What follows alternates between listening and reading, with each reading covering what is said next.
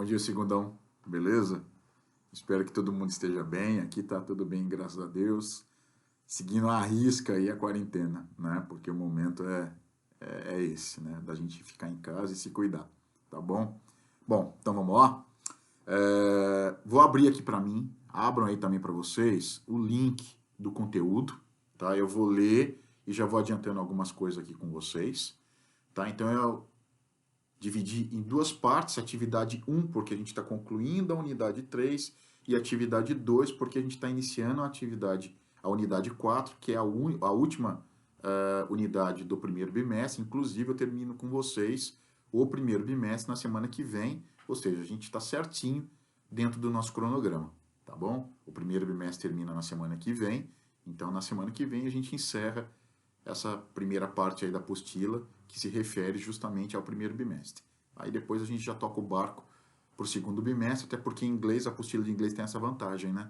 A gente recebe um caderno que vale para o ano todo, ou seja, está tudo aqui, então a gente não fica dependendo de que chegue um outro caderno para a gente poder continuar com a matéria, tá bom? Então, ó, tô com a atividade aberta aqui para mim, para eu ler, tá? Junto com vocês aí. Atividade número 1, vocabulário e interpretação de texto, porque a gente continua, né, fazendo os exercícios referentes à unidade 3, tá?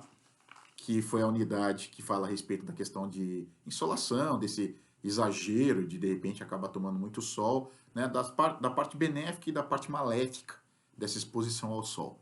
Então, seguindo a ordem aí, resolver os exercícios sobre false friends na página 28. Então, eu estou vindo aqui para a página 28. Como a gente faz em sala de aula, eu vou passar a tradução do false friends para vocês, e aí vocês fazem um exercício, né, de preencher a lacuna que se encontra ao lado aí, tá? Então, na ordem que vocês têm aí, na página 28, no alto aí do lado esquerdo, actually, que muita gente acha que é atualmente, porque parece mesmo, mas não é. A tradução é na verdade, realmente. O segundo é disgust, né? Que a gente acha de repente, nossa, será que é desgosto porque é parecido? Não é. É sinônimo, mas não é a palavra desgosto, né? Vocês vão traduzir aí como nojo ou repugnância, tá? Eventually, que dá a impressão de ser eventualmente, também não. Tem várias traduções, eu vou passar as duas principais aí. Por fim ou finalmente, tá? Exit, que dá a impressão de êxito, né? Sucesso, não. Quem assistiu muito filme já sabe. Exit, ele sempre aparece nos filmes. Saída, né? Porque sempre tem, sobretudo se for filme de perseguição, de crime, alguma coisa assim tal, sempre tem essa palavrinha escrita nas portas. É uma tradição da cultura americana isso. Depois a gente tem o pretend, que dá a impressão de ser o verbo pretender, e não é. Pretend significa fingir.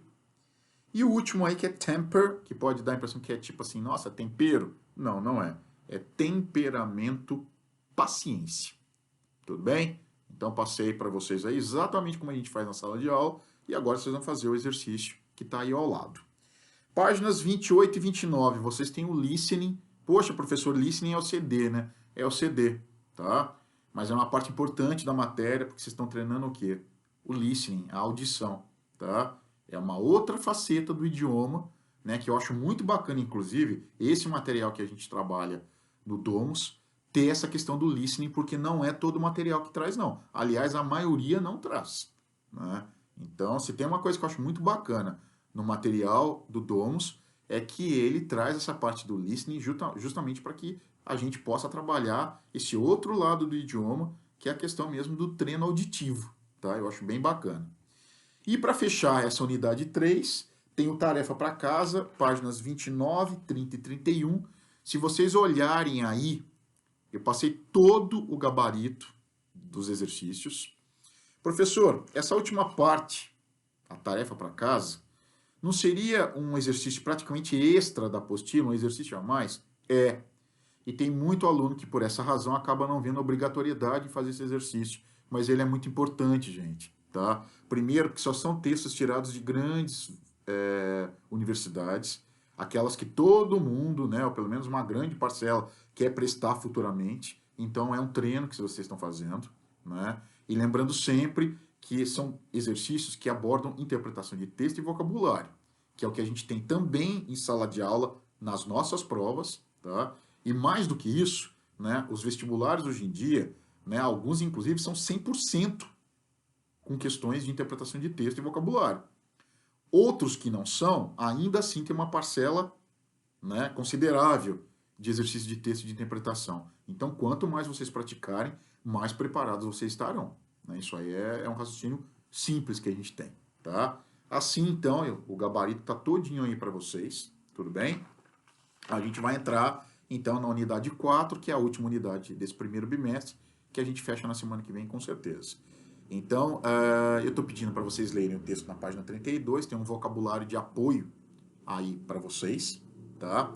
É um texto interessante. Deixa eu fechar a tela aqui para mim, para eu poder conversar melhor com vocês. É um texto interessante porque o texto é assim, lefties or righties, which side are you on? Né? Ou seja, assim, lefties, canhotos, righties, os destros. Né? De que lado você está? Ou seja, você é destro ou você é canhoto? E é um texto, porque não sei se todo mundo sabe, mas a gente funciona assim. O lado direito do cérebro comanda o lado esquerdo do corpo. E o lado esquerdo do cérebro comanda o lado direito do corpo. É trocado, é invertido. Né? Então, se a gente é destro, né, é porque o seu lado esquerdo do cérebro, né, que está comandando isso daí. E é lógico que é o inverso para quem é canhoto. Não sei se vocês sabem, o texto inclusive fala um pouquinho disso aqui. Em algumas culturas, eles viam, que hoje em dia, graças a Deus, isso mudou, o fato de ser canhoto como um mau presságio, uma coisa que não era bacana. Então, em algumas culturas da Ásia, por exemplo, eles amarravam o braço das crianças para trás, para as crianças canhotas, né? Para forçá-las a aprender e a escrever com o lado direito. Né? Então, hoje a gente sabe que isso é extremamente prejudicial, né? Porque é uma questão mesmo de cérebro fazendo o comando disso. Né? Então, o problema da criança não era simplesmente aprender a escrever com a mão direita. Né? Ela estava sendo forçada a ir contra a natureza biológica dela. Né? E, infelizmente, isso era muito comum nas culturas asiáticas. Tá? Hoje não mais.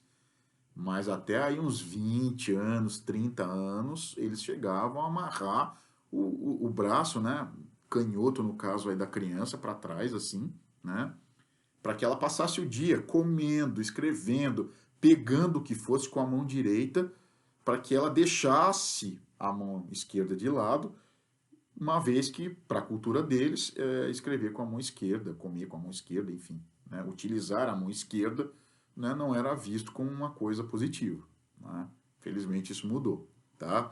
Então é um texto interessante, eles citam aqui, eles falam do Rafael Nadal, né? Então é um texto interessante de se ler. Né? Tem um vocabulário de apoio, as palavras aqui são palavras tranquilas, é um texto relativamente tranquilo para leitura, acredito que vocês não devem ter muito problema. E para fechar essa aula de hoje, vocês vão fazer dois exercícios que estão na página 33. O primeiro é esse General Comprehension, tá? Que é esse Skimming What's It All About, que eles fazem 3 perguntas em português sobre o texto e vocês vão responder, inclusive, em português, tá? Não tem necessidade de responder em inglês, tá ok? E aí depois vocês vão fazer 2 exercícios desse Word Study. Ele tem mais de 2 exercícios, porém, para hoje, eu só vou pedir 2. Esse Verbs and Nouns, né? Ou seja, verbos e substantivos, e depois a gente tem Adjectives Opposites, ou seja, os adjetivos e os opostos, os antônimos. Tudo bem? Então, só vou fazer um de cada aqui para a gente se situar. Esse Verbs and Nouns, vocês têm aí verbos na linha de cima e substantivos, enfim, expressões substantivas na linha de baixo, tá? Eles colocaram em português aí o que eles querem, então você vai ter que juntar as duas coisas. Então, por exemplo, na letra A, trabalhar juntos. Na primeira linha está o verbo, né? A maioria dos verbos, aliás, todos os verbos estão na primeira linha. Trabalhar, work. Você marca aí work. Juntos, está na linha de baixo, é o together. Então, trabalhar juntos, work together. Tá? Você vai combinar um verbo com um substantivo ou com uma expressão substantiva, tá? Um exercício bem simples aí. E o segundo exercício, que é o de adjetivos, mas ele está pedindo o oposto, ele está pedindo um antônimo. Encontre no texto os adjetivos opostos aos destacados no texto. Então ele está falando assim, letra A, left hand. A gente sabe que em inglês a ordem de escrita é inversa, né? A gente escreve primeiro o adjetivo, depois o substantivo. Tipo, casa nova, em português. Casa é substantivo, nova é substantivo, é adjetivo. Em inglês eu vou ter que falar o quê? New house. Eu inverto. Primeiro vem o adjetivo, depois o substantivo. Mas isso todo mundo já sabe. Então, na letra A, ele colocou lá left hand, mão esquerda. E ele colocou o adjetivo em negrito. Left, esquerdo. Só que ele está pedindo para você ir lá no texto e encontrar o adjetivo oposto, né, o antônimo. No caso, tem que ser o quê? Right, que seria a mão direita. Tudo bem? Então, essa letra A aí, o antônimo de left é right. Tudo bem? Um exercício simples também para vocês fazerem aí.